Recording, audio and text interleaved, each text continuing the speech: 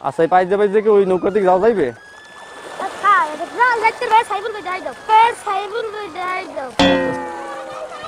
আমার কথায় কোনো গ্রাহ্য নাই তাদের কাছে, তারা দৌড় আর দৌড়। আর এখানে ছেলেবেলে নদী মাতৃক, এরা নদীতে দুষ্টুমি করছে। কেমন আছো তুমি?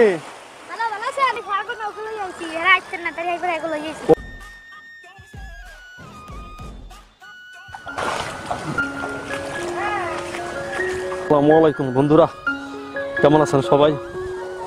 পানি পার হয়ে নদীর পারে আসলাম। আমার সাথে এই সাইফুল আছে, খুব ভালো একটি ছেলে।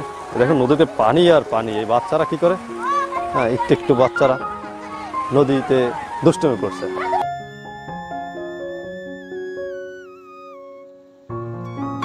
নদীতে প্রচুর ঢেউ, মস্করা করছে, পিচ্ছি পানি মারতেছে এক পিচ্ছি আর এক পিচ্ছির গায়ে। আমি নৌকার উপরে একটা লাখেস দেখতে পাচ্ছি, দেখছেন? আর পাশে বোরখা পরা কিছু মহিলা বেবি টুরিস্ট কোথাও থেকে কোথাও তারা যাচ্ছে ভ্রমণে। প্রচুর পানি, ঘর বাড়ি নদী নালা সব কিছু ফ্লপ হয়ে গেছে। এই পিচ্ছি কি করে আপনাদের আজকে একটু শুধু এই নদীটাই দেখাবো। আমি কিন্তু আসার সময় বলেছিলাম অরিজিনাল বাংলাদেশকে দেখাবো আমি, হ্যাঁ অরিজিনাল বাংলাদেশ। এরা কি করে? আমরা বেবি শহর অঞ্চলের মানুষ, জোরের বাচ্চা গাচ্চা ছোট ছেলেবেলে কিন্তু বিকাল টাইমে, এই দেখুন বিকাল টাইম বলেছে মানে 4:58 বাজে, মানে 5টা বাজার মাত্র 2 মিনিট। এই সময় আমরা কি করতাম? আর এখানে ছেলেবেলে নদী মাতৃক, এরা নদীতে দুষ্টুমি করছে। এই নদীর পার ভাঙতে ভাঙতে কত দূর চলে আসছে, আন্দাজে আন্দাজে পাও ফেলতেছি। হ্যাঁ জানি না কোথাও গর্ত আছে কিনা, তাহলে আমার ভিজে যেতে হবে, আমার ক্যামেরা ভিজে যাবে। আর ভয় নেই মনে হয়। তেঁতুলিয়া নদী কিন্তু মেঘনার নদীর সাথে সংযুক্ত হয়েছে।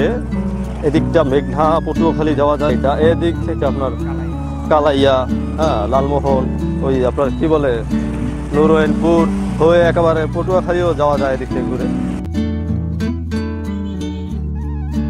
এই নদীটা অনেক কষ্ট দুঃখ স্মৃতি জড়িয়ে আছে এই নদীর সাথে।